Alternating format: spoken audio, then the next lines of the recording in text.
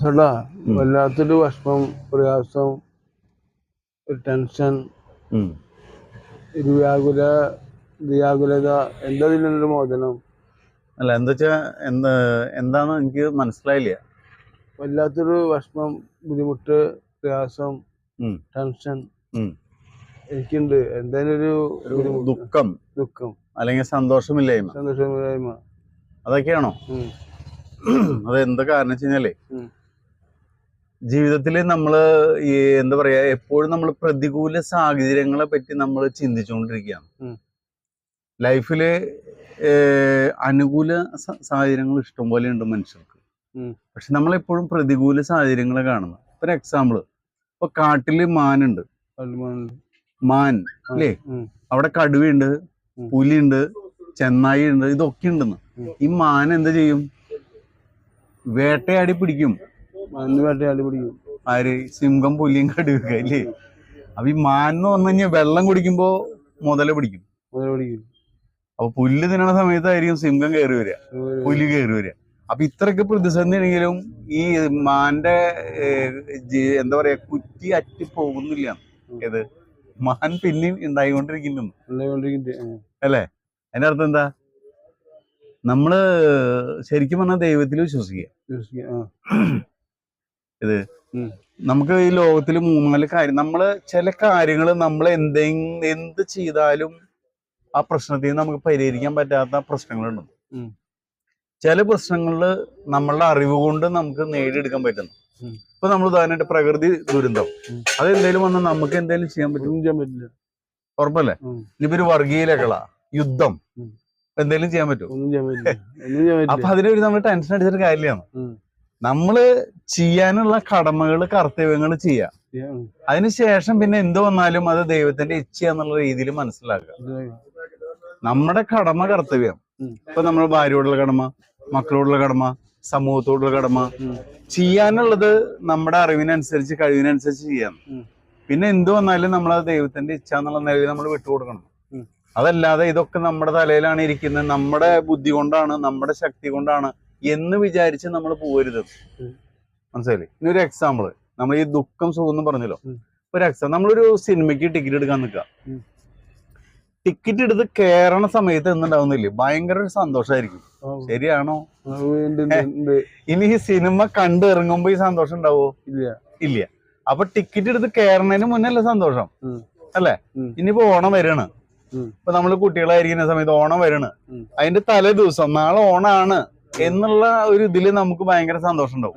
പക്ഷെ ഓണത്തിന്റെ അന്ന് വൈകുന്നേരം ആകുമ്പോഴേക്കും എന്തുണ്ടാവണം? ഈ സന്തോഷം ഉണ്ടാവില്ല, അല്ലേ? ഇവിടെ പള്ളി പെരുന്നാള് അല്ലെങ്കിൽ ക്രിസ്മസ്, അമ്മ വീട്ടില് വട്ടയപ്പം ഉണ്ടാക്കി വെച്ചു, ചിക്കൻ ഉണ്ടാക്കി വെച്ചു, നോയമ്പൊക്കെ എടുത്തിട്ട് 20 ദിവസം കഴിഞ്ഞിട്ടൊക്കെ ഉണ്ടാക്കി വെച്ചിരിക്കുകയാണ്. അപ്പൊ നമ്മള് പള്ളിയിലൊക്കെ പോയി വീട്ടിലങ്ങോട്ട് ചെന്ന് കഴിഞ്ഞാൽ ചിക്കൻ, ബീഫ്, വട്ടയപ്പം അല്ലെങ്കിൽ സ്മോള് ഒക്കെ അടിക്കാൻ പറ്റുന്നുള്ളൊരു തൃപ്തിന്റെ അതിക്ക് മുന്നേ അതാണ് സന്തോഷം. പക്ഷെ ഇത് തിന്നു കഴിഞ്ഞ് ഇത് അടിച്ചു കഴിഞ്ഞാൽ എന്തുണ്ടാവും? ഈ സന്തോഷം മുഴുവൻ പോയില്ലേ? ഇതിന്റെ പോയിന്റ് മനസ്സിലായില്ലേ? ഇപ്പൊ നമ്മളൊരു കല്യാണത്തിന് പോയി, കാറ്ററിങ്ങിന് പരിപാടികൾ, ഫുഡൊക്കെ കഴിയും. അപ്പൊ ഫുഡ് കഴിക്കുന്നതിന് മുന്നേ നോക്കിയതിന്റെ, കാരണം നല്ല കാശുള്ളവനും പൈസ ഉള്ളവനും എല്ലാം സെറ്റപ്പ് ഉള്ളവരായിരിക്കും. പക്ഷെ അവരോട് ഇടി കൂടിയിട്ടാണ് ഫുഡ് മേടിക്കാൻ നിൽക്കുന്നത്. 5 മിനിറ്റ് 10 മിനിറ്റ് കഴിഞ്ഞ് കഴിഞ്ഞാൽ ഇഷ്ടം പോലെ സൗകര്യം ഉണ്ടാവും, എന്നാലും അവള് തിക്ക് കൂടിയിട്ട് ഈ സാധനം മേടിക്കാൻ നിൽക്കും. ആ സമയത്ത് ഒരു ഭയങ്കര ഒരു ഉന്മേഷമാണ് അവർക്ക്. എന്താ, എത്ര വയസ്സായ ആളാണെങ്കിൽ ഇടി കൂടിയിട്ട് നിൽക്കും. അപ്പൊ ആ ഭക്ഷണം കഴിച്ചു കഴിഞ്ഞാലാ ഈ സന്തോഷം മുഴുവൻ പോയി. അപ്പൊ സുഖം ദുഃഖം എന്ന് പറഞ്ഞു കഴിഞ്ഞാൽ ഇങ്ങനെയാണ്. ഇത് നമ്മുടെ മനസ്സിന്റെ ഉള്ളില് വരുന്ന ഒരു കാഴ്ചപ്പാടാണ്. അപ്പൊ നമുക്ക് ബാത്റൂമില് യൂറിൻ പാസ് ചെയ്യാനായിട്ട് മുട്ടുന്നു, മുട്ടി കഴിഞ്ഞ് മുള്ളി കഴിയുമ്പോ ഒരു സുഖം. അപ്പൊ ഇത് മുഴുവൻ സംഭവിക്കുന്നത് നമ്മുടെ മനസ്സിലാണ്. അപ്പൊ ഈ സുഖ ദുഃഖം എന്ന് പറഞ്ഞു കഴിഞ്ഞാൽ നമ്മുടെ മനസ്സിന്റെ സൃഷ്ടികളാണ്. അപ്പൊ നമ്മൾ ഏത് വിഷയത്തിനെയും നമ്മൾ കാണുന്ന കാഴ്ചപ്പാട്. ഇപ്പൊ നമ്മൾ ലഡു നമ്മൾ തിന്നാൻ പോകുന്നു, ഒരാൾ ആസ്വദിച്ച് ലഡു തിന്നു കഴിഞ്ഞാൽ അത് ആസ്വാദനം നമ്മുടെ ഉള്ളിലുള്ളതുകൊണ്ട് പിന്നെ നമുക്ക് ലഡു എന്ന് പറയുമ്പോൾ തന്നെ നമ്മുടെ മനസ്സിന് എന്ത് വരും? ടേസ്റ്റ് വരുന്നു, അല്ലേ? അപ്പൊ സ്വാഭാവികമായിട്ട് നമുക്ക് എന്ത് വരും? ലഡുവിന്റെ ടേസ്റ്റ് നമ്മുടെ മനസ്സിൽ വന്നു, ഉറപ്പല്ലേ? അതേപോലെ ഒരു പായസം കുടിക്കും. നമ്മൾ പായസം 2-3 ഗ്ലാസ് കുടിച്ച ആളാണെങ്കിൽ പായസം എന്ന് കേൾക്കുമ്പോ തന്നെ മനസ്സിലൊരു ഫീൽ വരും. മനസ്സിലായില്ലേ പോയിന്റ്? നേരെ മറിച്ച് നമ്മളൊരു 5-6 ലഡു തിന്നു, അപ്പൊ എന്ത് സംഭവിക്കുന്നു? ഒരു താല്പര്യം ഇല്ലാണ്ടാവും. എള്ളു കഴിക്കുന്നതിന്റെ കാര്യങ്ങൾ നിങ്ങൾ പറഞ്ഞല്ലോ. ആ മദ്യം കഴിക്കുന്നതിന്റെ എന്താ ഉദ്ദേശിക്കുന്നത്? മദ്യം നമ്മളിപ്പോ ഈ എന്താ പറയാ, മദ്യം കഴിക്കില്ലേ? മദ്യം കഴിക്കുമ്പോ തന്നെ നമ്മളൊരു ഫംഗ്ഷൻ വിളിച്ചു. മദ്യം കഴിക്കാനായിട്ട് നമ്മൾ ചെല്ലുന്നു, ഇതേ സെയിം അവസ്ഥ വരുന്നു. മദ്യം കഴിക്കാൻ പോണ സന്തോഷം ആദ്യത്തെ ഒരു ലേശം കഴിക്കുമ്പോ ഒരു ജാതി സന്തോഷമായിരിക്കുന്നു. പക്ഷെ ഒരു 3-4 പെഗ് കഴിച്ചു കഴിഞ്ഞ് ഇനി ശരീരത്തിനുള്ളിൽ കയറി ക്ഷീണായി, നേരം വെളുത്ത് എണീറ്റു. അപ്പൊ എന്തിനുണ്ടാവണേ? മൂടൗട്ടായില്ലേ? പിന്നെ കാലത്ത് എണീക്കുമ്പോ നമുക്ക് ഒരു ഇതില്ലേ? അതിന്റെ അർത്ഥം ഞാൻ അപ്പൊ എവിടെ സംഭവിച്ച മുഴുവനും മനസ്സിൽ. അപ്പൊ നമുക്ക് എന്ത് കാര്യത്തിലൊരു പ്രത്യാശ, പ്രതീക്ഷ, അവിടെയാണ് ഈ സുഖം കിട്ടണേ, സന്തോഷം കിട്ടുന്നത്. അത് ഏത് ഇപ്പൊ ലൈംഗിക ബന്ധത്തിൽ ഏർപ്പെടുന്ന വിഷയം തന്നെ ആലോചിച്ച് നോക്കിയത്. ഇപ്പൊ നമ്മളൊരു പെണ്ണിനെ കണ്ടു, കാമുകി, പ്രേമിച്ചു, ഇഷ്ടായി. ലൈംഗിക ബന്ധത്തിൽ ഏർപ്പെടുന്നതിന് മുന്നേ വരെ ഭയങ്കര ഒരു ത്രില്ലായിരിക്കുന്നു. എന്താണ് അത് അല്ലേ? ശരിയല്ലേ? അപ്പൊ ഈ നമ്മള് ഒരു കാമുകി അല്ലെങ്കിൽ കാമുകൻ അല്ലെങ്കിൽ കാണുന്ന മാത്രമേ അത് ലൈംഗികത്തിൽ ഏർപ്പെടുന്ന ഒരു ഭയങ്കര ത്രില്ല, ഭയങ്കര സന്തോഷമാണ്. ഇത് കഴിഞ്ഞ എന്ത് സംഭവിക്കുന്നു? പോയില്ലേ? അപ്പൊ എവിടെയും മാറ്റം സംഭവിച്ച എവിടെയാ? അപ്പൊ സുഖ ദുഃഖങ്ങൾ ഉണ്ടാവുന്നത് നമ്മുടെ മനസ്സിനാണ്. അപ്പൊ നമ്മളെപ്പോഴും ഒരു പ്രത്യാശ, പ്രതീക്ഷ, എന്ത് കാര്യം നമ്മള് ആ രീതിയിൽ കാണാം. അതിനെ നമ്മൾ മുൻകൂട്ടി ഇതിന്റെ മാക്സിമം ഇത്രയാണുള്ളൂ, മദ്യം കഴിച്ച് കിട്ടാവുന്ന സുഖത്തിലേ ഉള്ളൂ.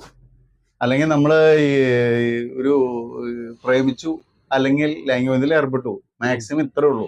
അല്ലെങ്കിൽ ലഡു ഒരു 2 തിന്നുമ്പോ അതിന്റെ അത് നമ്മുടെ മനസ്സിൽ ഇത് ഉൾക്കൊണ്ട് കഴിഞ്ഞാലേ പിന്നെ നമുക്ക് ആസക്തി ഉണ്ടാവില്ല, ആർത്തി ഉണ്ടാവില്ല. മനസ്സിലായില്ലേ? അപ്പൊ നമ്മുടെ കടമയും കർത്തവ്യവും കാര്യങ്ങളായിട്ട് മുന്നോട്ട് പോവാ. പിന്നെ നമ്മുടെ ഇതില് നോക്കിയിട്ടുണ്ട് ഒരു പ്രത്യാശ, പ്രതീക്ഷ. ഇപ്പൊ നമ്മളിപ്പോ ലോകത്തില് ജീവിച്ചു, നമ്മള് മരിച്ചു, സ്വർഗത്തിലൊക്കെ പോകുന്ന ഒരു പ്രതീക്ഷ.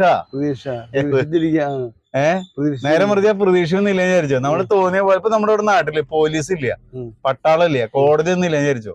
ഗവൺമെന്റ് ഒന്നും ഇല്ല. ഇപ്പൊ എന്താ സംഭവിക്കുക? കയ്യൊക്കുള്ളവൻ കാര്യക്കാരനാവുന്ന. എന്തൊക്കെ തെണ്ടിത്തരങ്ങൾ ആരൊക്കെ ചെയ്യുന്ന പോലും പറയാൻ പറ്റുമോ? അപ്പൊ നേരെ മറിച്ച് കോടതികള്, പോലീസ്, നിയമങ്ങൾ, വകുപ്പുകൾ ഉള്ളതുകൊണ്ട് ഇപ്പോഴും ആധിപത്യം ഉള്ളവൻ ആധിപത്യം കാണിക്കും. എങ്കിലും പല ആളുകളും ഈ നിയമത്തെ പേടിച്ചിട്ട് തെറ്റ് ചെയ്യാതിരിക്കുന്നുണ്ട്. അതോടൊപ്പം തന്നെ പല ആളുകളും ഒരു എന്താ പറയാ, ഒരു നമ്മൾ നന്നായി ജീവിച്ചാൽ നമുക്ക് നല്ലത് വരും, ഇനി നമുക്ക് കഷ്ടം ദുരിതം വരെ സ്വർഗത്തിലെത്തും എന്നൊരു പ്രതീക്ഷ. അപ്പൊ ലൈഫില് നമുക്ക് എന്ത് കഴിഞ്ഞാൽ ഏറ്റവും വേണ്ടത് പ്രതീക്ഷയാണ്, ഒരു പ്രത്യാശ, പ്രതീക്ഷ. അപ്പൊ നമ്മള് ജീവിതത്തിൽ നമ്മൾ പ്രതീക്ഷിക്കാത്ത പോലെ, നമ്മൾ ആഗ്രഹിക്കാത്ത പോലെ ഇഷ്ടം പോലെ രോഗങ്ങൾ വരും. ഏത് പ്രതിസന്ധികൾ ആയിരക്കണക്കിന് വരുന്നു. നമ്മൾ വിചാരിച്ച പോലെ ലോകം തിരിയില്ല, കാരണം അതിനുള്ള പവറും ശക്തിയും നമുക്കില്ല. അപ്പൊ നമ്മൾ വെച്ചാല് നമ്മളുടെ അറിവ് വെച്ചിട്ട് പരമാവധി നമ്മളുടെ കടമകളും കർത്തവ്യങ്ങളും ചെയ്യുക. അറിവിന് വേണ്ടി നമ്മൾ ആഗ്രഹിക്കുക. നമ്മൾ ചെയ്യുന്ന കർമ്മങ്ങളിൽ മിസ്റ്റേക്ക് വരാതിരിക്കാനായിട്ട്. മനുഷ്യന്മാർക്ക് 90% പ്രശ്നങ്ങൾ വന്നു കഴിഞ്ഞാലേ നമ്മൾ ചെയ്യുന്ന ഓരോ കാര്യങ്ങളും നമ്മൾ അറിവില്ലായ്മ കൊണ്ട് ചെയ്ത് കൂട്ടാന്ന്. ഇപ്പൊ നമ്മളൊരു 10-20 വയസ്സ് വരെയുള്ള കാലഘട്ടത്തിൽ ആലോചിച്ച് നോക്കിയാൽ എന്തൊക്കെ വിഡ്ഢിത്തരങ്ങൾ നമ്മൾ ചെയ്ത് കൂട്ടിയിട്ടുണ്ട് ഇല്ലേ? നമുക്കിത് അറിവില്ലല്ലോ. ഇനി അതിനുശേഷം നമ്മൾ അങ്ങനെ ചെയ്ത് കൂട്ടുന്നുണ്ടെന്ന്. അപ്പൊ നമുക്ക് അറിവ് വന്നു കഴിഞ്ഞാൽ എന്ത് സംഭവിക്കും? പരമാവധി വിഡ്ഢിത്തരങ്ങള്, മിസ്റ്റേക്കുകൾ, തെറ്റുകൾ പറ്റാതിരിക്കുന്നു. അപ്പൊ നമ്മള് കൂടി ചെയ്യാൻ പറ്റുന്ന കാര്യം വിഡ്ഢിത്തരങ്ങൾ വരാതിരിക്കാൻ അറിവിന് വേണ്ടി നമ്മൾ പ്രാർത്ഥിക്കുക, അറിവിന് വേണ്ടി ആഗ്രഹിക്കുക. പിന്നെ നമ്മൾ ചെയ്യുന്ന കർമ്മങ്ങൾ, അതാത് ദിവസത്തെ കർമ്മങ്ങൾ നന്നായിട്ട് ചെയ്യാം. അപ്പൊ നമുക്കൊരു പ്രശ്നം ഉണ്ടാവില്ല, നമുക്ക് ടെൻഷനോ പ്രശ്നങ്ങളോ ഒന്നുമില്ല. കാരണം നമ്മള് എന്തൊക്കെ കാര്യങ്ങൾ എങ്ങനെയൊക്കെ നല്ലത് ചെയ്താലും നമ്മൾ ചെയ്യുന്നതിനനുസരിച്ചുള്ള ഫലം വരണമെന്നില്ല. എന്തൊക്കെ തെണ്ടിത്തരം കാര്യം ചെയ്താലും അതിനനുസരിച്ച് തെണ്ടിത്തരം വരണമെന്നില്ല. അപ്പൊ നമ്മളെപ്പോഴും നമ്മുടെ മനസാക്ഷി നമ്മൾ നന്മ ചെയ്തു, നല്ലത് ചെയ്തു, ആരും ദ്രോഹിച്ചില്ല എന്നുണ്ടെങ്കിൽ നമ്മുടെ മനസ്സിന് എന്ത് തോന്നും? നമ്മൾ തെറ്റൊന്നും ചെയ്തിട്ടില്ല, എന്തേലും വന്നിട്ടുണ്ടെങ്കിൽ അത് നമുക്ക് അതിന് നമ്മൾ തെറ്റുകാരനല്ല. നേരെ മറിച്ച് നമ്മൾ മോശമായിട്ട് പെരുമാറി, മോശം തെണ്ടിത്തരങ്ങൾ ചെയ്തു, കുടിച്ചു നടന്നു, അല്ലെങ്കിൽ തോന്നിയ പോലെ നടന്നു, ഇതൊക്കെ നടന്നിട്ട് എന്തേലും വന്ന് നമ്മുടെ ഉള്ളിൽ ഭയങ്കര കുറ്റബോധം വരും. അയ്യോ, ഞാൻ അത് ചെയ്തുകൊണ്ടല്ല ഇങ്ങനെ വന്നു. അപ്പൊ നമ്മള് എപ്പോഴും പരമാവധി അറിവിന് വേണ്ടി പ്രാർത്ഥിക്കുക, അറിവിനനുസരിച്ച് പെരുമാറുക, ഒരു പ്രത്യാശ വെച്ച് പുലർത്തുക. ഒരു പക്ഷെ നമുക്ക് നല്ലൊരു സ്വർഗം കിട്ടും, അല്ലെങ്കിൽ നാളെ ഒരു നല്ല എന്നിട്ട് നേരെ മറിച്ച് ഒരു നിരാശയിൽ നമ്മൾ പോവുകയാണെങ്കിൽ നമുക്ക് എന്നൊരു ദുഃഖമായിരിക്കും. ഏത് ലഡു തിന്നാൻ പോണതിന് മുന്നും സിനിമ കാണാനും മുന്നും ഒക്കെ പറഞ്ഞില്ലേ, ഇതാണ്. അപ്പൊ ഇതുകൊണ്ട് ഇപ്പോൾ ഈ മനസ്സെപ്പോഴും ആ രീതിയിൽ വേണം നമ്മൾ ഇതാ. ഇനിയിപ്പോ ഈ പറഞ്ഞു വന്ന കാര്യം ഉണ്ടല്ലോ, ഇത് വെച്ചിട്ട് ഇനി ഞാൻ പറഞ്ഞതില് ഇത്രയും പ്രായത്തിന്റെ എക്സ്പീരിയൻസ് വെച്ചിട്ട് മനസ്സിലായി എന്ന് വിശ്വസിക്കുന്നു. ഇനി ഇതിൽ ഈ പറഞ്ഞതിൽ ഡൗട്ടായിട്ട് തോന്നുന്ന കാര്യമൊന്നുമില്ല. മനസ്സിലാവാത്ത എന്തുണ്ടെങ്കിലും ചോദിച്ചോ, ഉള്ളിലേ എന്തുണ്ടെങ്കിലും ചോദിച്ചോളാം, ഏത് വിഷയത്തെ പറ്റി വേണേ ചോദിച്ചോ. ഇലക്ട്രിക്കിനെ പറ്റിയൊന്നും ചോദിക്കരുത്, കറണ്ട് ഇലക്ട്രിക് കമ്പ്യൂട്ടറും ചോദിക്കരുത്. അതല്ലാണ്ട് മനഃശാസ്ത്രപരമായിട്ട് എന്ത് വേണം ചോദിച്ചു പറയും, ചോദിച്ചോ, ഉള്ളിലുള്ള ചോദിച്ചോ. മനസ്സിലായി. ഞാൻ ഒരു ഡോക്ടറോട് ചോദിച്ചേ പ്രഷർ എങ്ങനെയാ വരുന്നതെന്ന് ചോദിച്ചു. അപ്പൊ എനിക്ക് പ്രഷർ എന്ന് പറഞ്ഞപ്പോ നമുക്ക് മനസ്സിലൊരു ടെൻഷനും ബുദ്ധിമുട്ടുണ്ടെങ്കിൽ വരും. ഇപ്പോ നിങ്ങള് അത് സ്വാഭാവികമായിട്ട് നമ്മുടെ രക്തം ഈ രക്തം ഇപ്പൊ ഈ നമ്മുടെ ആർട്ട് നിൽക്കുന്നത് ഈ രക്തോട്ടം കാരണമാണ്. ഈ രക്തോട്ടം വെച്ച് കഴിഞ്ഞാല് നമുക്ക് അറ്റാക്ക് വരും. ഇവിടെ നമ്മള് വേറെ കാര്യത്തില് ഈ പ്രഷർ, ഷുഗർ എന്നൊക്കെ പറയുന്നുണ്ടല്ലോ, അതൊക്കെ ഈ കൊളസ്ട്രോള്, ഇതൊക്കെ ഒരു പരിധി വരെ ജീവിതശൈലി രോഗങ്ങളാണ്. നമ്മളൊരു 22 വയസ്സിലുള്ള നമ്മുടെ ബോഡി ഫിറ്റ്നസ് ഉണ്ടെന്ന്, ആ ഫിറ്റ്നസ് തന്നെ നമുക്ക് ഏജ് വരുമ്പോഴും അന്ന് കഴിച്ചിരുന്ന ഭക്ഷണങ്ങൾ നമ്മൾ പിന്നീടും കഴിക്കുന്നു. അപ്പൊ നമ്മുടെ ബോഡിയിൽ മുന്നേ എന്ത് സംഭവിക്കുന്നു, നമുക്ക് ആവശ്യമില്ലാത്ത കാര്യങ്ങൾ കയറി വരിക. ഇപ്പൊ നമ്മളൊരു 70 കിലോ തൂക്കമുള്ള ഒരാൾക്ക് ഹീമോഗ്ലോബിന്റെ അളവ് 15 കരുത്, 110 കിലോ തൂക്കമുള്ള ആൾക്കും ഹീമോഗ്ലോബിന്റെ അളവ് 15 തന്നെ ആയിരിക്കുന്നു. അപ്പൊ ഈ 110 കിലോ തൂക്കമുള്ള ആളുടെ ബോഡിയിൽ ഈ 15 ഓടിന്റെ എത്തണം, 70 ഉള്ള ആളുടെ മേലിൽ ഹീമോഗ്ലോബിൻ ഓടിയെത്തണം. അപ്പൊ വെയിറ്റ് കൂടുമ്പോ എന്ത് സംഭവിക്കുന്നു, അതിനനുസരിച്ചുള്ള ബുദ്ധിമുട്ട് ഈ ബ്ലഡ് എല്ലായിടത്തേക്കും ശരീരത്തിലേക്ക് എത്തണ്ടേ. അപ്പൊ അത് നമ്മുടെ ജീവിതശൈലി രോഗങ്ങളാണ്. അപ്പൊ ഇത്തരം കാര്യങ്ങൾ നമ്മൾ പ്രാർത്ഥിച്ചുകൊണ്ടോ, അല്ലെങ്കിൽ ഇപ്പൊ നമ്മളിപ്പോ ഒരു എക്സാമ്പിൾ പറഞ്ഞുതരാം, മൂലക്കുരു, വെരിക്കോസ് വെയിൻ വന്നു, ഏത് മനസ്സിലായില്ലേ, ഇത്തരം അസുഖം നമ്മൾ ദൈവത്തിന് വിളിച്ചോട്ട് കാര്യമില്ലെന്ന്, നമ്മുടെ ജീവിത ശൈലിയായിട്ട് ബന്ധപ്പെടുന്ന രോഗങ്ങളാണ്. അപ്പൊ ഈ പ്രഷർ, ഷുഗർ, അല്ലെങ്കിൽ മൂലക്കുരു, വെരിക്കോസ്, ഇതൊക്കെ നമ്മുടെ ജീവിതശൈലി ഇതായിട്ട് ബന്ധപ്പെടുന്ന. അതിന് നമ്മൾ വളരെ അറിവ് നേടി ഇത്തരം അവസ്ഥയിൽ എത്താതിരിക്കാനുള്ള ഭക്ഷണ ക്രമീകരണങ്ങള്, കാര്യങ്ങളൊക്കെ ചെയ്തിട്ട് നമ്മൾ മുന്നോട്ട് പോകണം. മനസ്സിലായി. അപ്പൊ ഇതിൽ നമ്മൾ ടെൻഷൻ അടിച്ചിട്ട് കാര്യമില്ല.